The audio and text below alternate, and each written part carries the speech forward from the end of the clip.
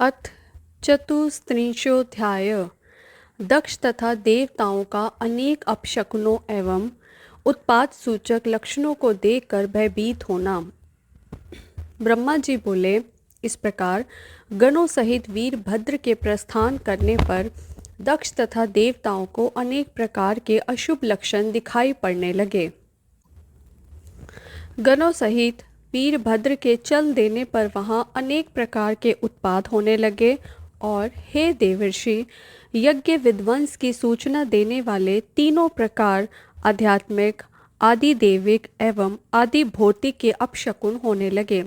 हे तात, दक्ष की बाईं आंख, बाईं भुजा और बाईं जांघ फड़कने लगी, जो अनेक प्रकार के कष्ट देने वाली तथा सर्वथा अशुभ की सूचक थी।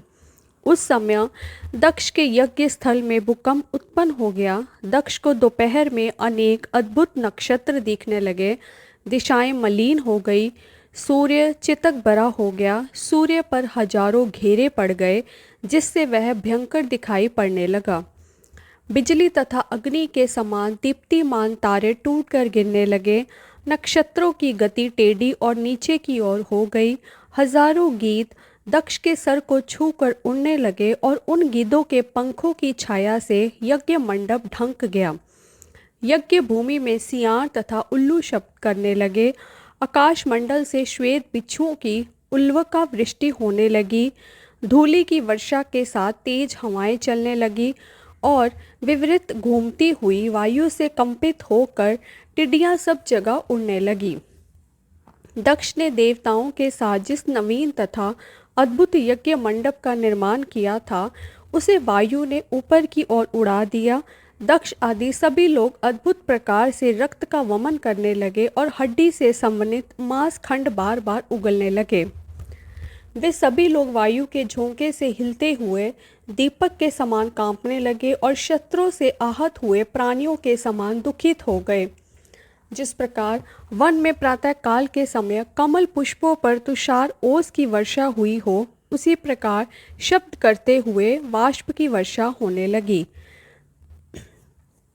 जिस प्रकार रात्रि में कमल तथा दिन में कुमुद बंद हो जाते हैं, उसी प्रकार दक्ष आदि की विशाल आंखें भी अचानक बंद हो गई।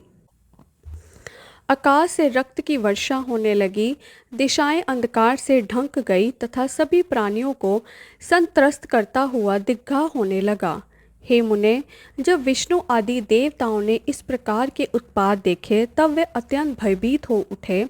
हाय, हम लोग मारे गए, इस प्रकार कहते हुए वह मूर्छित होकर पृथ्वी पर इस प्रकार गिर पड़े, जैसे नदी के वेग से किनारे पर वृक्ष गिर जाते हैं। वे पृथ्वी पर इस प्रकार गिरकर अचेत हो जाते थे, जैसे काटने के बाद विषैला सर्प अचेत हो जाता है, और कभी गेंद के समान पृथ्वी पर गिरकर पुनः उठ जाते थे। तदनंतर वे ताप से व्याकुल होकर कुर्री पक्षी की भांति विलाप करते थे एवं उक्ति तथा प्रत्युक्ति का शब्द करते हुए रो रहे थे। उस समय विष्णु सहित सभी लोगों की शक्ति कुंठित हो गई और वे आपस में एक दूसरे के समीप कंठ पर्यंत कछुए के समान लौटने लगे। इसी बीच वहाँ समस्त देवताओं और विशेषकर दक्ष को सुनाते हुए आकाशवाणी हुई।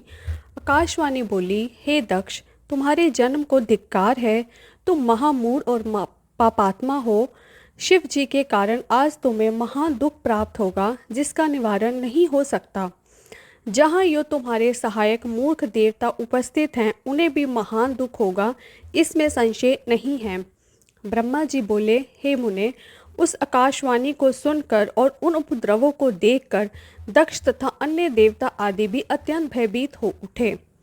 उस समय दक्ष मन ही मन अत्यंत व्याकुल हो कांपने लगे और अपने प्रभु लक्ष्मीपति भगवान विष्णु की शरण में गए।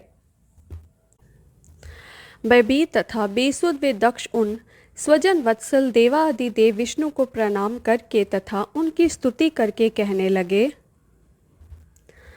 इस प्रकार श्री शिव महापुराण के अंतर्गत द्वितीय रुद्र संहिता के द्वितीय सती खंड में अपशकुन दर्शन नामक 34वां अध्याय पूर्ण हुआ। हर हर महादेव।